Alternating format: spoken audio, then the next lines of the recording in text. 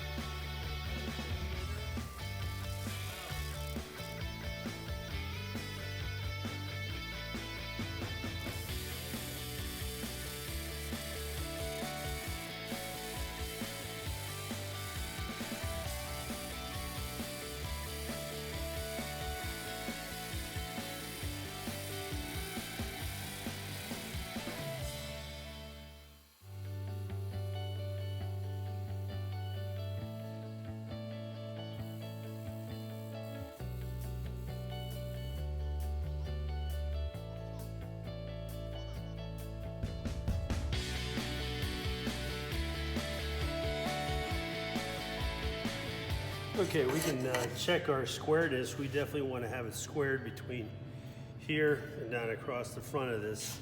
So we put our speed square in there, and we can check for squareness. Right. What we're going to do is we don't want our fingers, there's a gap right along here. We got to be very careful along there, so you can have your the steel out past the tabletop, and then this thumb as a guide to kind of just walking it right on around. Be something like this here. I turn my switch on, I clear my material, turn it on.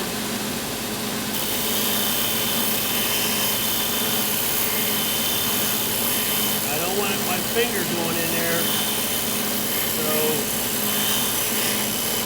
holding it down here flat, hold a mud up here.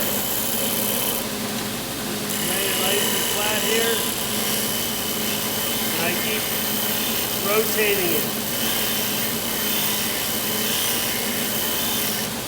Something like that. There's water over here on the bench.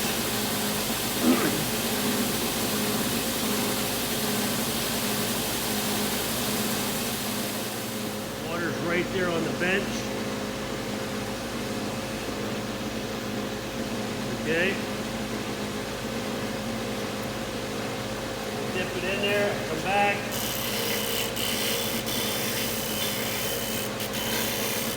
I do some belt seasoning, I dip it in the water.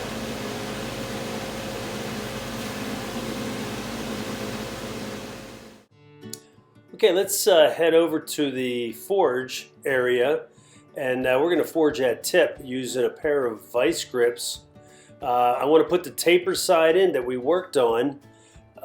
We want to put that inside the vice grip. Now, a vice grip works like a little mini clamp. You can adjust how hard it is to tighten up as that little knob. You can spin that knob and squeeze it real tight, and it should lock that in. And then we can get a pair of gloves and head to the forge. You come over here, and this lever should be in the open position. This says closed, and this says open, and we should turn on our exhaust. Okay, this is our forge furnace, and you always got to assume everything is hot over here. So this is my cap that goes over top of my firebox. On my rack over here is a tool that looks like this.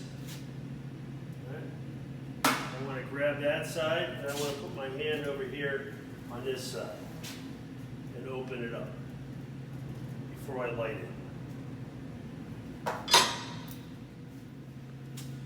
Okay, to light this, this is my gas valve. That should be turned off right now. My air control, my igniter, my on and off, my start and stop. So I'm going to hit start. I got the red light is on. I turn on a little bit of gas, hit my igniter, hold it down. I got some gas burning right now. Leave it down until that red light goes off.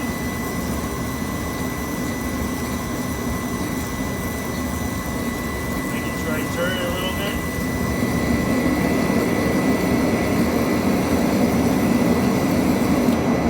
Release it.